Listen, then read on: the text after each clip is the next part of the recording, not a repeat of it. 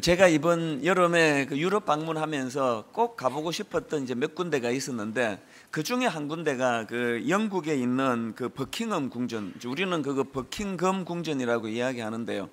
이 버킹엄 궁전에 이제 꼭 한번 가보고 싶었습니다. 왜냐하니까 전에도 한번 말씀드렸는데, 제가 신학교 시절에 교수님이 수업하시면서 저 버킹엄 궁전 이야기를 해주셨습니다. 그 버킹엄 궁전에는 엘리자베스 여왕이 이제 귀가하는 궁전인데, 특이한 게 뭐냐 하니까 그 궁전 앞에 큰 깃발대가 있다는 겁니다.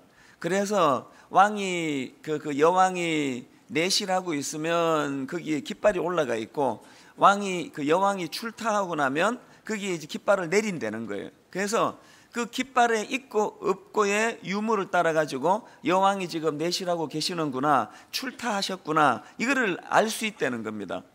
그러면서 그 교수님이 그 다음에 하신 말씀이 뭐냐면은, 우리 모든 그리스도인들에게는 우리 안에 예수 그리스도가 계시는데, 이것을 우리가 어떻게 표현해야 되느냐, 우리 안에 어려운 상황과 힘든 여건과 이런 것들을 뛰어넘는, 빼앗기지 않는 하나님 주시는 기쁨, 이 기쁨이 우리 내면 안에 펄럭임으로, 영국 여왕이 깃발이 있으므로 여왕이 내실하고 있다는 것을 나타내는 것처럼, 우리 안에 이런 상황을 뛰어넘는 기쁨이 펄럭임으로 예수 그리스도가 우리 안에 계시다는 것을 증명해내야 된다, 이렇게 말씀을 전해주신 거예요.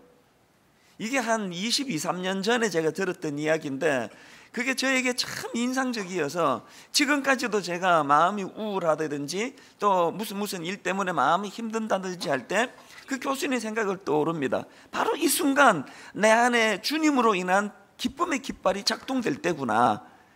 이게 신앙생활에 참 도움이 됐거든요. 그래서 이번에 그 현장을 꼭 가보고 싶었는데요, 가서 보니까 이제 하루에 꼭 한 번씩 이제 하는 근위병 교대식이 이제 마침 벌어지고 있었습니다. 엄청난 관광객들이 모여가지고 막 발을 이렇게 뒤꿈치를 들어 올리면서 근위대 교대식 하는 거를 막 이렇게 목을 빼가지고 보는데요, 저는 그 시간에 그 깃발을 봤습니다. 깃발이 올라가 있더라고요. 여왕이 내실하고 있다는 걸 말하는 거 아닙니까? 그 시간에 제가 하나님 앞에 결단 겸 기도가 나오더라고요. 하나님, 지금 저 깃발, 내 눈으로 보고 있는 저 깃발이 여왕이 내실하고 있다는 것을 증명하는 것처럼, 내 평생의 삶 가운데 힘든 일, 어려운 일, 바람이 불고 낙심이 되고 좌절하고 절망하는 그런 일이 있을 때마다 바로 그 순간순간마다 내 안에서 주님이 주시는, 내재하시는 그 기쁨의 깃발이 펄럭이기를 원합니다. 그래서 악한 것들이 내 모든 건 다 빼앗아가도 내 내면에 있는 이 기쁨의 깃발, 이건 내가 빼앗기지 않기를 원합니다. 그걸 보고 있는데 마음이 그렇게 뭉클해지더라는 거예요. 여러분, 우리 내면에 이 주님으로 인한 이 깃발이 펄럭이고 있습니까? 이런 맥락에서 저는 로마서 14장 17절 말씀이 참 중요한 말씀이라 생각합니다. 하나님의 나라는 먹는 것과 마시는 것이 아니요 외적인 것뭐가 아니라는 거예요. 오직 성령 안에 있는 의와 평강과 희락이니라. 여러분, 하나님 나라는 장소적 개념이 아니라는 건 다 아실 거고요. 하나님 나라는 장소적 개념이 아니라 통치적 개념이에요. 하나님이 다스리고 있는 그 자리가 감옥 아니면 거기가 하나님 나라고요. 하나님이 통치하고 다스리고 있는 그 영역, 이게 하나님 나라라면, 오늘 우리가 하나님이 기뻐하시는 의의 길, 옳은 길을 걸어갈 때 거기에 하나님 주시는 마음의 평안, 하나님 주시는 마음의 기쁨, 이것들이 내 삶에서 구현이 돼야 된다는 거예요. 아마 많은 분들이 난 저런 평안과 기쁨이 사라지고 있는데, 그런 생각을 하고 계시다면 오늘 이 말씀이 저는 참 중요하다고 생각합니다. 저는 늘 젊은 교역자들에게 이런 이야기들을 하곤 하는데요, 내 평생의 목표는 한국에서 제일 좋은 교회 만드는 목사가 되는 게 내 목표가 아닙니다. 내 평생의 목표는 한국에서 제일 유명한 목사가 되는 게 아닙니다.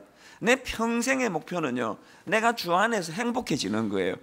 분당 우리 교회 성도들에게 뭐라 아무리 목회를 해도 제가 주님 주시는 기쁨이 없이 우거지상을 하고 여기 와가지고 설교한다면 무슨 유익이 있겠냐는 거예요. 그래서 제가 뭐 다른 어떤 세상적인 그 뭘 해서 기쁜 거 말고 주님으로 인해 내가 기뻐지는 거, 내 행복한 거, 그게 제가 너무나 행복하기를 원하는데요. 모든 여러분들의 그 목표도 여러분 안에 주님 주시는 내재하심의 그 증거로 여러분 안에 기쁨이 회복되기를 원합니다. 그래서 우리가 말씀을 왜 묵상하자고 강조하느냐 하면 이건 하나님께 영광이 됨과 동시에 내 삶에 이 원천적인 기쁨을 주는 도구이기 때문이에요. 자, 시편 1편 1절 2절을 한번 보시기 바랍니다. 복 있는 사람은 악인들의 꾀를 따르지 아니하며 죄인들의 길에 서지 아니하며 오만한 자들의 자리에 앉지 아니하며 이런 거를 다 떨쳐내고 2절 오직 여호와의 율법을 즐거워하며 그 율법을 주야로 묵상하는도다. 이 말씀 묵상이 이렇게 소중하다는 걸 강조하는데요. 근데 여러분이 원어로 이 묵상이라는 단어가 이게 참 의미가 있다는 거예요. 유진 피터슨이 쓴 이 책을 먹어라라는 이 그 책에 보면은 이 시편 1편 2절에 나오는 이제 이 복 있는 사람이 하는 말씀을 주야로 묵상하는 자라도 할 때 이 묵상의 단어를 이렇게 설명하는데 제가 참 그 감동을 받았습니다. 이 저자가 이제 그 자기 집 가까이에 그 숲으로 이렇게 산책을 이제 종종 하곤 하는데요. 자기가 이제 산책할 때 이제 키우는 개를 데리고 간답니다.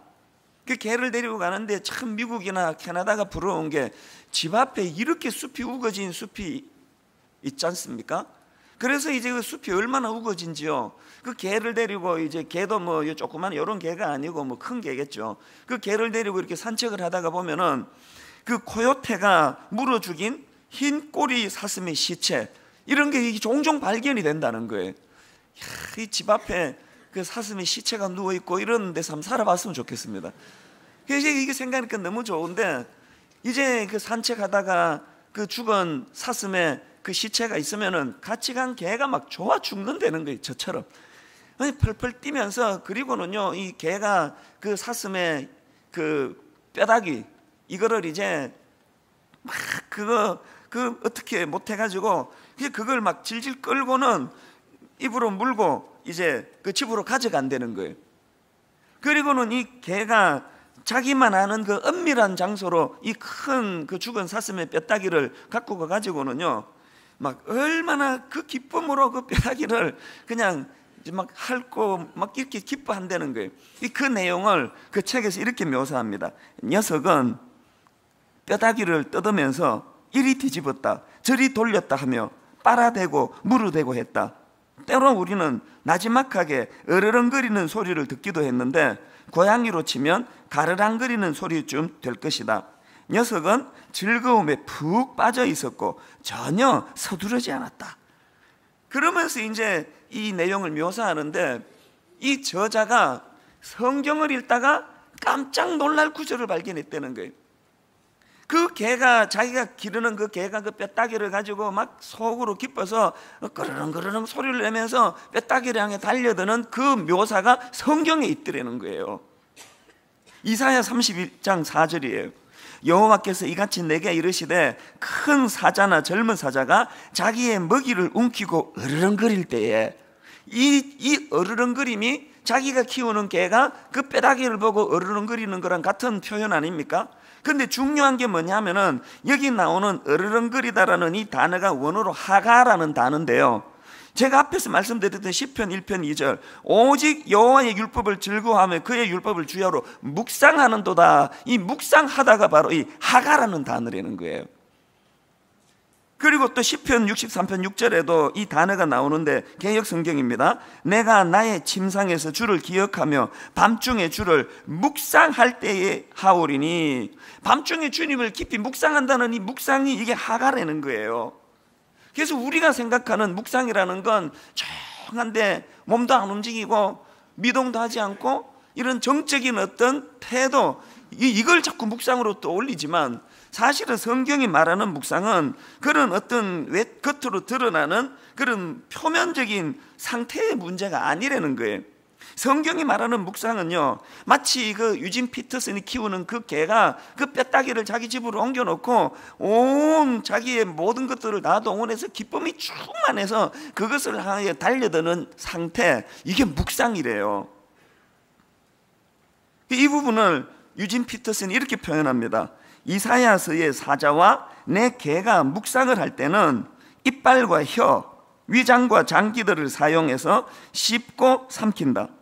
이사야서의 사자는 염소를, 그리고 내 개는 자신의 뼈다귀를 그렇게 묵상했다. 너무너무 기뻐서 그 뼈다귀를 앞에 놓고 막 르렁거리면서 막 어쩔 줄을 몰라 하는 그 개의 모습을 연상해 보세요. 이게 묵상이래요. 이게 오늘 여기서 우리의 신앙생활에 너무나 결정적인 치명적인 결함 하나를 발견하지 않습니까? 대부분이 성경 안 읽고요, 기분 나빠하시기를 바랍니다. 대부분이 성경을 안 읽고 성경을 읽으시는 분들도 이 개가 뼈다귀를 발견한 그 기쁨으로 으르렁거리며 이 말씀을 향한 그런 집중력이 없이 성경을 읽는 게 우리의 비극이라는 거예요. 그래서 여러분, 그 시편 1편에 나오는 복 있는 사람은, 그리고 또 이 복 있는 사람에 대비되는 악인은, 이렇게 나와서 두 인생을 대조하는데요, 성경을 가만히 한번 보세요. 이 복 있는 사람하고 복 없는 사람을 가늠하는 분기점이 뭐냐 보니까요, 이 복 없는 사람은 4절에 이렇습니다. 악인은 그렇지 않으며 오직 바람에 나는 겨와 같도다. 가볍다는 거예요. 바람에 나는 겨 한번 보세요. 얼마나 가볍습니까? 찰랑찰랑찰랑, 촐랑촐랑촐랑촐랑, 그냥 시류에 따라 흔들리는 거 아닙니까? 여기에 반해가지고 이런 그 촐랑거리는 복 없는 사람, 성경으로 악인으로 표현되는 인생과 대비되는 성경이 말하는 복 있는 사람은 시냇가에 심은 나무로 규정을 해요. 3절을 보세요. 저는 시냇가에 심은 나무가 시절을 쫓아 과실을 맺으며 그 잎사귀가 마르지 아니한 같으니 그 행사가 다 형통하리로다. 벌써 여기서 이제 성경이 말하는 바람직한 인간상하고 성경이 말하는 바람직하지 못한 인간상의 차이가 뭐예요? 이게 깊이의 문제라는, 깊이의 문제. 이런 점에서 저희는 참 부끄럽습니다. 저는 그 일간지 그 종교부 기자가 한 이야기를 듣고 마음이 정말로 참담했는데요, 그 종교부 기자니까요, 어느 날 하루에 이제 그 천주교를 대표하는 신부님을 만났고요, 바로 그 다음에 불교를 대표하는 스님을 만났고요, 바로 그 다음에 우리 개신교를 대표하는 목사님을 만났대요. 각각 그 교단을 대표하는 세 종교의 대표를 만나고 이 기자가 한 말이 뭔지 아십니까? 제가 입에 담기도 부끄러워요. 스님하고 신부님하고 목사님을 만났더니 목사님의 질이 떨어져도 너무 떨어지더라. 같은 날 동시에 만나보니까 개신교를 대표하는 목사들의, 목사 지도자의 질이 떨어져도 너무 떨어지더라. 그 이야기가 제게요, 얼마나 이게 부끄러움으로 자리 잡겠습니까? 이게 어쩌다 이렇게 됐습니까? 대답은 간단해요. 말씀을 묵상하지 않아서 그런 거 아닙니까? 그 저자가 키우는 개가 뼈다귀를 보고 막 어쩔 줄을 몰라 으르렁거리면서 눈으로만 구경하는 거 아니에요. 오장육부가 다 동원돼 가지고 그 뼈다귀에 집중해서 달려드는 것처럼 우리가 하나님 말씀에 대하여 이런 몰두하고 집중하는 이런 게 없고 그저 찰랑찰랑 찰랑 촐랑촐랑 촐랑촐랑, 어디 가면은 뭐 돈 좀 되나, 어디 가면 인기를 좀 누리나, 바람에 나는 겨와 같은, 이게 오늘 우리들의 모습이라는 것을 부끄럽지만 시인할 수밖에 없는 현실 아닙니까? 저 자신이 대외 활동을 할 수 있는 대로 자제하려고 하는 이유 중에 하나도 그 기자의 말 때문이에요. 이렇게 그냥 접시에 담긴 것 같은 별로 있지도 않은 그 영성을 가지고 제 자신이 찰랑찰랑 촐랑촐랑 거리면서 온 데를 도로 싸돌아다니며 제가 무슨 한국교회를 대표하는 것처럼 설치고 다니는, 이게 바람에 나는 겨와 같은 인생 아닙니까? 할 수 있는 대로 제 사무실 방을 떠나지 않으려고 몸부림을 치는 이유가 거기에 있습니다. 여러분은 어떠십니까? 여러분은 뭐 우리 같은 목사들은 참 이렇게 수치스러운 평가를 들었는데요, 그 기자가 그 천주교를 다니는 어떤 신자를 만나보고 불교를 다니는 어떤 신자를 만나보고 그 다음에 여러분을 만났다 했을 때 여러분은 어떤 평가를 받을 수 있을 것 같으세요? 여러분, 성경이 말하는 바람직한 인간상, 성경이 말하는 바람직하지 않은 인간상의 분기점을 보니까 이 기품의 문제더라. 이 기품은 어디에서 나오느냐고요? 말씀을 얼마나 깊이 보느냐, 얼마나 말씀을 내가 깊이 묵상하느냐, 내가 이 말씀을 내 마음속에 중심에 두고 이 말씀을 내가 상고하느냐, 이거의 문제라는 거예요. 그렇기 때문에 저는 오늘 우리 내면에 이 기품의 문제가 회복이 되고 우리 주님 말씀을 깊이 묵상할 때 내 마음에 근원적인 기쁨이 회복된다는 것을 우리 모두가 이번 2학기 때 맛보기를 원합니다. 그러기 위해서 제가 오늘 본문에 나오는 한 사례를 말씀드리려고 하는데요, 오늘 본문의 배경이 이렇습니다. 이제 이스라엘 백성들이 범죄함으로 바벨론의 포로로 끌려갔다가 다시 이제 귀환을 했습니다. 하나님 은혜로 해방이 됐습니다. 자기 조국으로 돌아와 보니까 이거 뭐 비참한 상태예요. 느헤미야 1장 3절, 그들이 내게 이르되 사로잡힘을 면하고 남아있는 자들이 그 지방 거기에서 큰 환난을 당하고 능욕을 받으며 예루살렘 성은 허물어지고 성문들은 불탔다 하는지라. 이런 비참한 현실 앞에서 이스라엘 백성들이 좌절하지 않고 그 많은 난관과 그 방해꾼들의 방해를 다 이겨내면서 이제 허물어진 성전을 재건합니다. 이 큰 일을 해낸 거 아닙니까? 그리고 성벽이 무너져 가지고 적들이 자꾸 침략하는 어려움 속에 있을 때 느헤미야를 중심으로 성벽을 재건합니다. 이 외양을 이제 잘 갖추게 된 거예요.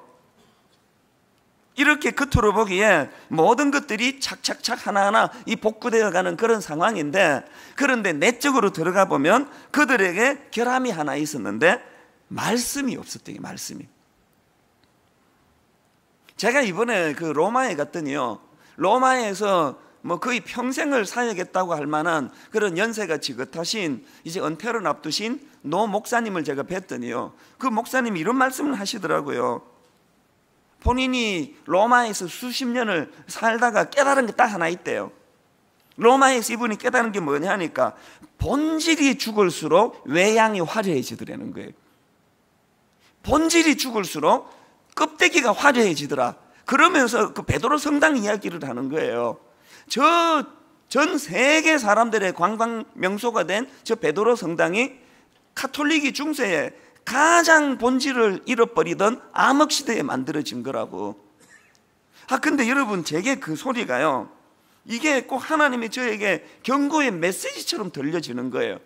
그래서 제가 한국으로 돌아와서도 종종 그분의 음성이 들리는 것 같아요. 본질이 죽을수록 외양이 화려해진다. 제 목회가 그런 목회 아닌가? 오늘 여러분의 가정이 그런 모습을 띠고 있지 않습니까?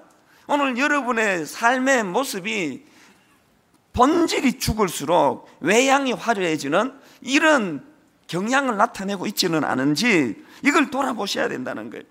이런 맥락에서 본다면요, 이스라엘 백성들은 지금 기로에 놓여 있는 거예요.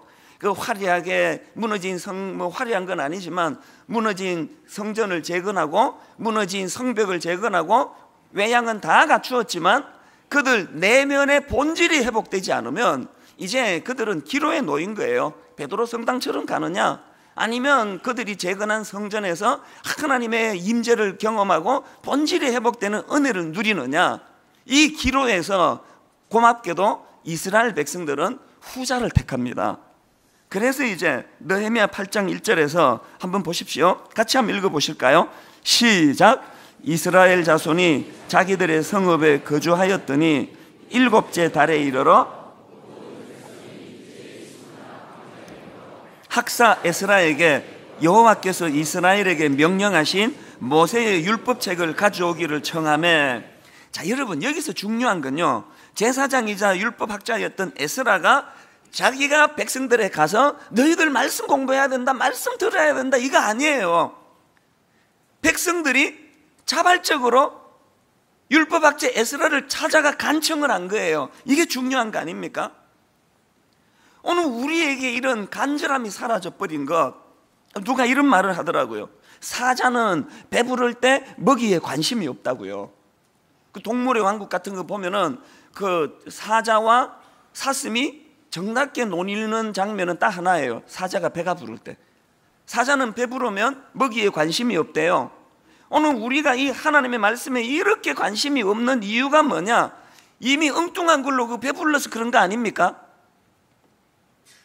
밥 먹기 전에 간식 잔뜩 먹고 나면은 밥상에 진수성찬이 차려져도 식욕이 돋지 않는 거랑 같은 의미 아닙니까?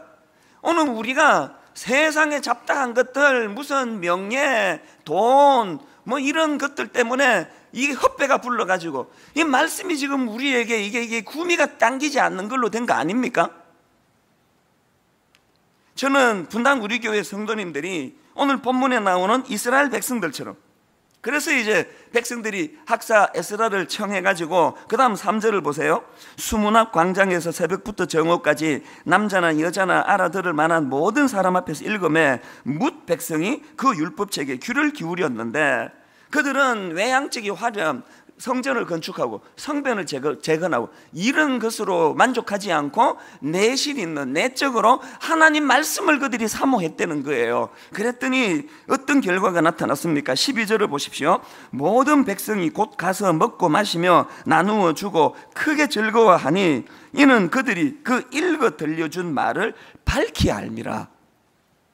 한마디로 말해서 말씀 회복은 우리 인생에 기쁨을 준다는 거예요.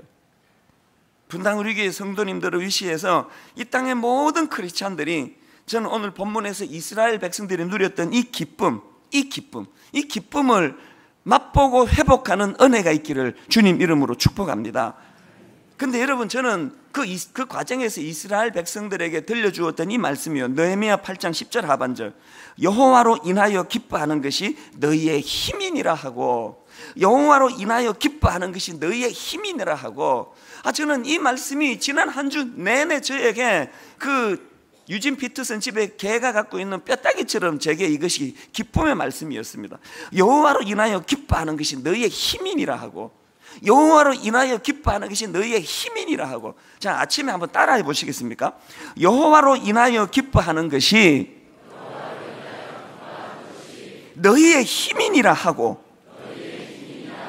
여호와로 인하여 기뻐하는 것이 너희의 힘이니라 하고.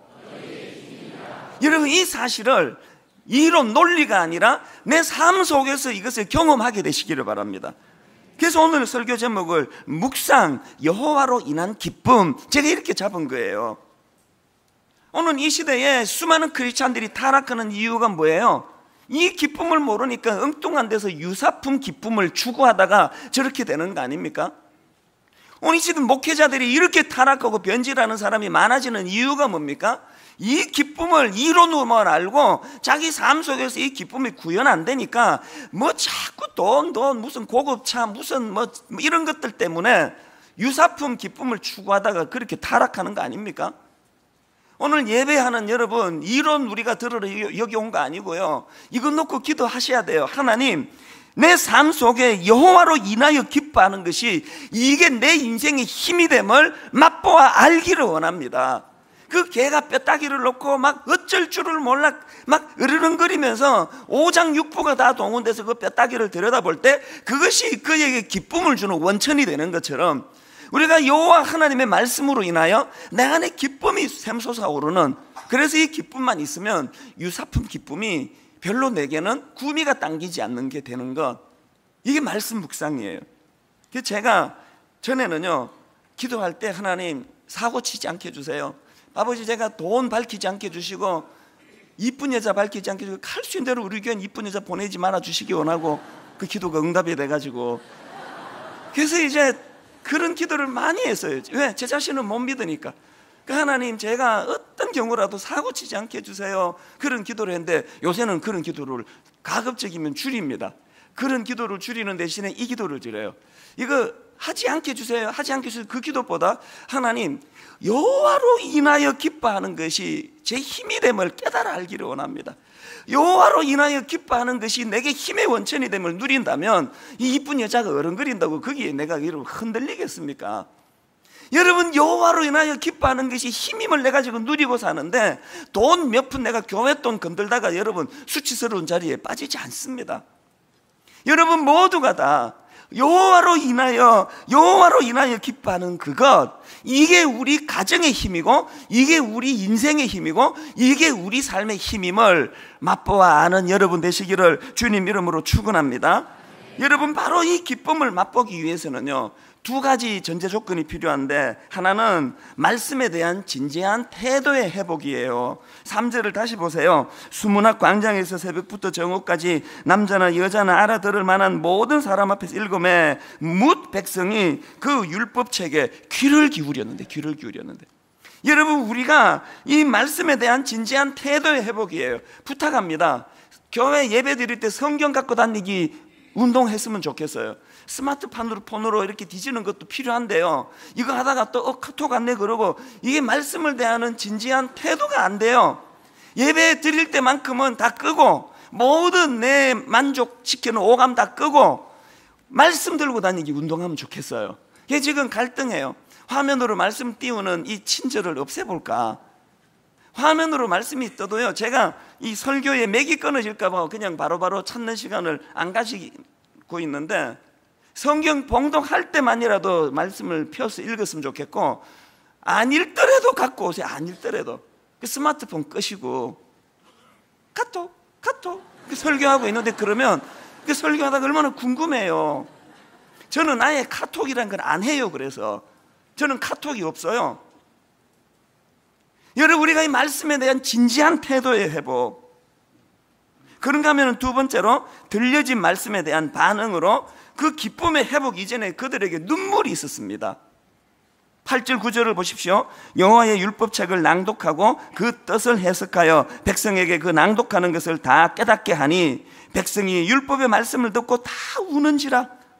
총독 느헤미야와 제사장 겸 학사 에스라와 백성을 가르치는 레위 사람들이 모든 백성에게 이르기를, 오늘은 너희 하나님 여호와의 성일이니 슬퍼하지 말며 울지 말라. 왜 그 앞에 백성들이 말씀을 듣다가 울었는지 이 구절 보면 알잖아요. 슬퍼서 울었대요. 왜 말씀을 읽는데 슬플까요? 자기 모습이 한심해서. 여호와로 인한 이 기쁨이 내게 참 기쁨인데 이걸 모르고 엉뚱한 데 기웃거렸던 자기 모습이 초라해서 그래서 우는 거예요. 회개의 눈물을 흘리는 거예요. 오늘 우리 모두가 다 근원적인 기쁨을 누리기 전에 반드시 거쳐야 되는 건 눈물의 강이에요. 눈물의 강을 건너지 않는 기쁨은 가짜 사입이에요. 가정을 유지하려면요, 그래서 가정에 주시는 부부간의 사랑의 기쁨을 누리기 위해서는 어마어마한 아픔과 고통과 인내의 강을 건너는 거 아닙니까? 그거 피하고 쾌락만 누리는 게 포르노예요. 그게 대가 지불 없고 거기에 눈물 없고 한숨 없고 말초신경만 자극해서 누리는 기쁨, 그게 사이비 기쁨, 포르노라니까요. 가정에서의 기쁨은 그런 거 아니에요. 우리가 주님 앞에서 진실된 기쁨의 이 능력을 회복하기 위해서는 나 자신을 놓고 하나님 앞에 회개의 눈물을 흘려야 돼요. 하나님, 내가 바람에 나는 겨와 같은 인생입니다. 아픔을 느껴야 돼요. 그래서 저는 이런 맥락에서 이제 말씀 회복과 관련한 분당 우리 교회적인 그 세 가지 운동을 펼치려고 하는데요. 첫째로 전교인 성경 읽기 운동, 성경 통독 운동을 벌이려고 합니다. 여기다 믿음의 분량이 다르니까요, 이걸 제가 세 단계로 정리를 해봤습니다. 첫 번째 단계, 여기 초신자들 계세요? 성경이 뭔지 뭐 하나도 모르시는 분 계시면요, 너무 막 통독하라 그러면 너무 부담이 되니까 그런 분들은요, 아침에 일어나서 잠언 한 장만 읽으시면 됩니다. 잠언이 딱 31장까지예요. 그래서 날짜별로 읽으시면 돼요. 오늘이 31일이면 집에 가셔서 잠언 31장 읽으시고요, 내일이 1일이니까 잠언 1장을 읽으시면 돼요. 그래서 가장 기초적인 단계, 오늘 초신자들에게는 이제 아침에 일어나면 내가 잠언 한 장씩 읽어야 되겠다. 주옥 같은 인생의 그 지침서가 잠언 아닙니까? 이게 낮은 단계고요.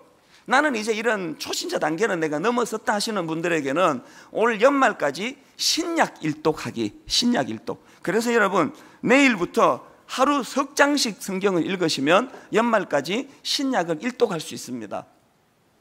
그런가 하면은 믿음이 깊으신 분, 여기 우리 장로님들, 권사님들, 순장님들, 또 모태신앙 믿음 있는 분들은요, 성경 통독을 권하는데요, 이제 내일부터 시작해서 3개월 하면은 성경을 일독할 수 있는 프로그램이 있습니다. 그래서 이제 이 성경 통독 운동, 그런가 하면은 두 번째로 전교인 성경 필사 운동. 이건 한 달 만에 할 수 있는 게 아니고 내 평생에, 우리 이런 꿈을 꾸자고요. 내 자식 숫자만큼 내가 내 평생에 성경을 손으로 필사하겠다. 이 부분은 다음 주일 다시 언급할 텐데, 우리 교회에서 이제 성경 필사 전시회를 할 거예요. 너무나 감동적인 이야기가 많아요. 다음 주 추석인데요, 원래 원로 목사님 모셔서 말씀을 듣는데 이 사안들이 너무 중요해서 이번에는 다음 주일에도 제가 그냥 설교로 준비하고 있습니다. 그런가 하면 세 번째로 큐티 강화. 왜 출판사 보고 와서 저 오늘 큐티집 좀 다시 좀 정기 구독 판매를 해달라 부탁을 하겠습니까? 오늘 나가시다가 정기 구독하세요. 말씀을 묵상해야 돼요.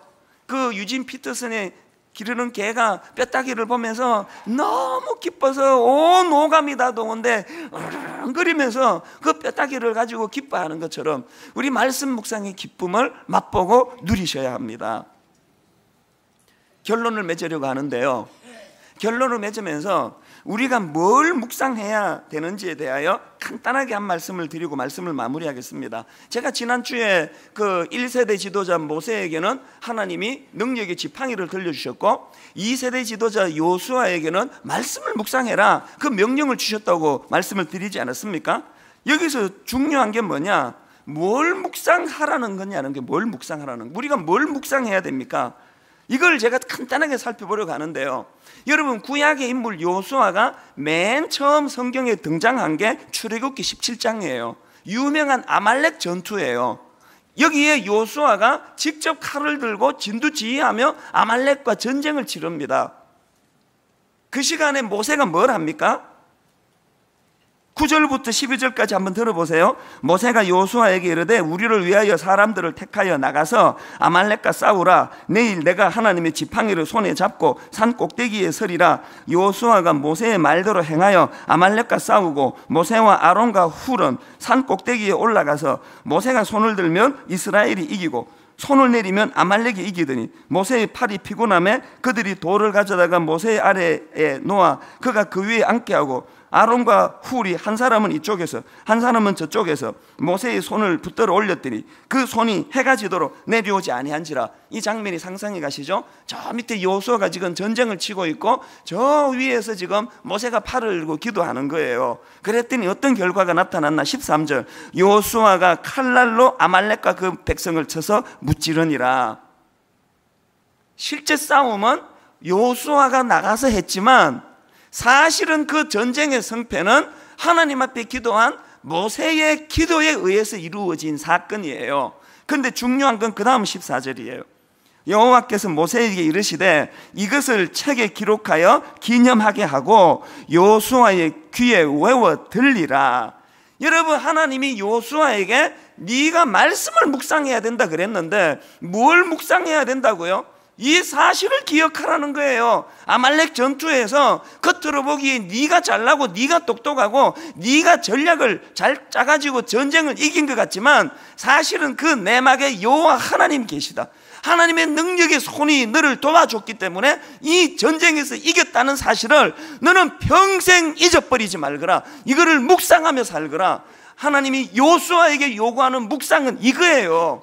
우리가 뭘 묵상해야 된다고요?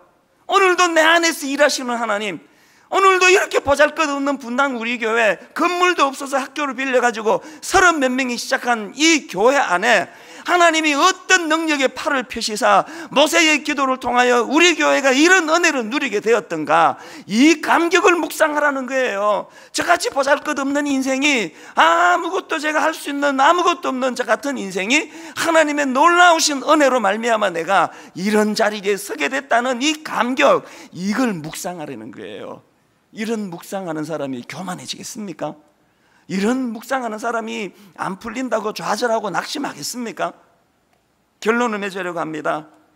저는 지난주 이 찬양, 전능하신 나의 주 하나님은 능치 못하실 일 전혀 없네, 우리의 모든 간구도, 우리의 모든 생각도, 우리의 모든 꿈과 모든 소망도, 신실하신 나의 주 하나님은 우리의 모든 괴로움 바꿀 수 있네, 불가능한 일 행하시고 죽은 자를 일으키시니 그를 이길 자 아무도 없네. 한 주 내내 아버지 이 말씀 그대로 내 인생에, 내 삶에 구현되게 하신 주님, 그 주님을 묵상합니다. 오늘 설교 말씀을 기억하시면서 우리 찬양 같이 한번 가사를 생각하며 불러보시면 좋겠습니다. 전능하신 나의 주 하나님은, 전능하신 나의 주 하나님은 능치 못하실 일 전혀 없네, 능치 못하실 일 전혀 없네. 우리의 모든 간구도, 우리의 모든 간구, 우리의 모든 생각도, 우리의 모든 꿈과 모든 소망도, 신실하신 나의 주 하나님은, 여러분이 사실을 믿으세요. 우리의 모든 괴로움 바꿀 수 있네. 우리의 모든 괴로움 한 항목 한 항목 선포하십시오. 불가능한 일 행하시고 죽은 자를 일으키시니 그를 이길 자 아무도 없네. 그래서 말씀 의지합니다. 주의 말씀 의지하여 깊은 곳에 그물 던져 오늘 그가 놀라운 일을 이루시는 것 보라.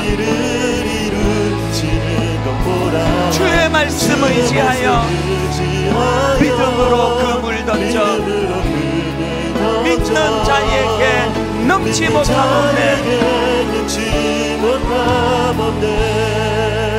한 번 더 이 찬양하기 전에 여러분 묵상해 보세요.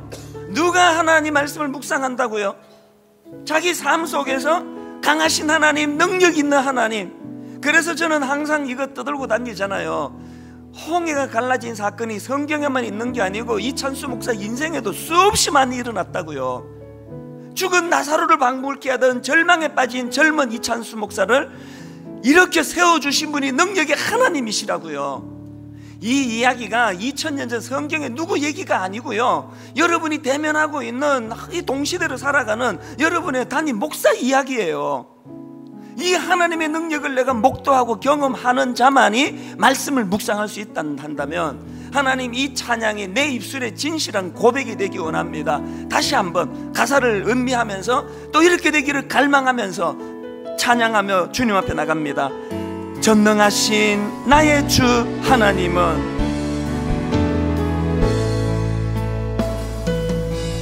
전능하신 나의 주 하나님, 이렇게 선포하십시오. 능치 못하실 일 전혀 없네. 능치 못하실 일 전혀 없네. 한 항목 한 항목, 우리의 모든 간구도, 우리의 모든 생각도, 우리의 모든 꿈과 모든 소망도, 여러분 이거 믿으시기 바랍니다. 신실하신 나의 주 하나님은, 여기 마음이 힘드신 분, 우리의 모든 괴로움 바꿀 수 있네. 뜨거운 가슴으로 선포하십시오. 불가능한 일 행하시고 죽은 자를 일으키시니 그를 이길 자 아무도 없네. 주의 말씀 의지하여 깊은 곳에 그물 던져 오늘 그가 놀라운 일을 이루시는 것 보라.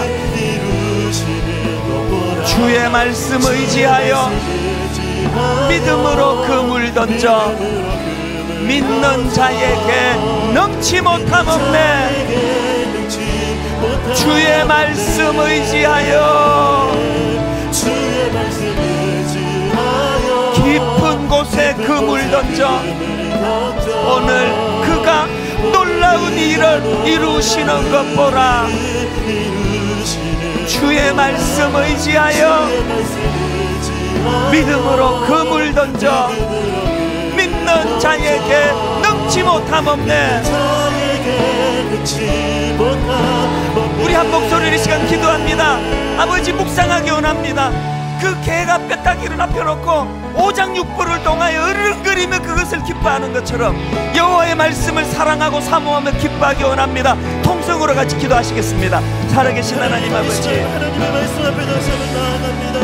하나님, 마음의 염려와 세상에 너무나 많은 소리에 익숙해진 우리들 가운데 하나님 믿음의 길을 열어주셔서 우리 가운데 말씀하신 하나님 말씀 앞에 나아가 하나님, 우리가 으르렁거리며 그 말씀을 붙잡고 그 말씀을 통해서 부어주시는 은혜의 기쁨을 하나님 회복하게 하여 주시옵소서.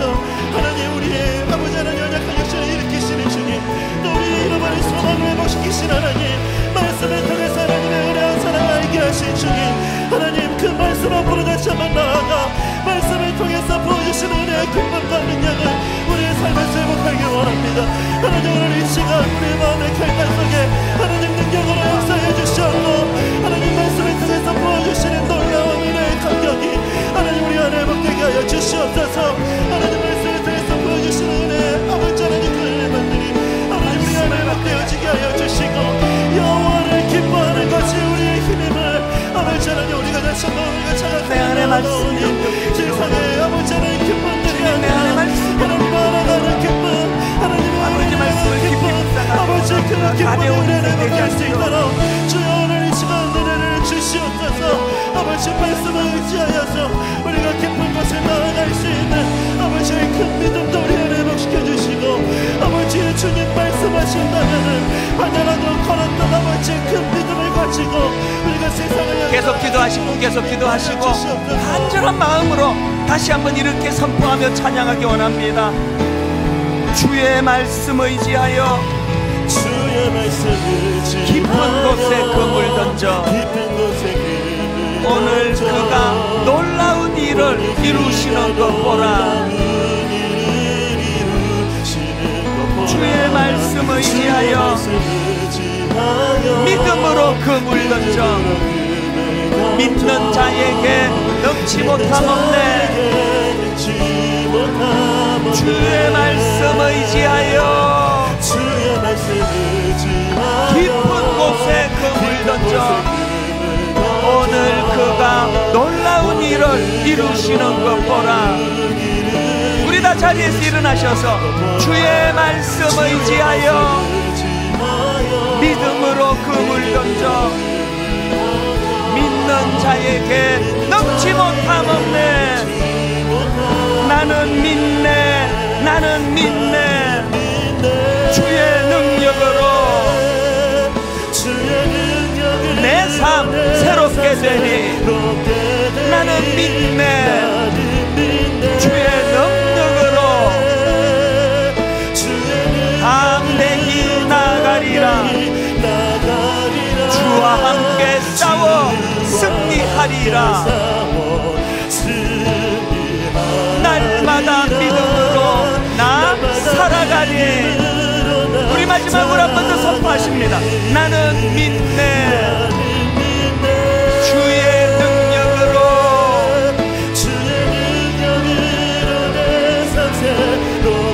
나는 믿네. 주의 능력으로 담대히 나아가리라. 주와 함께 싸워 날마다 믿음으로 나 살아가리.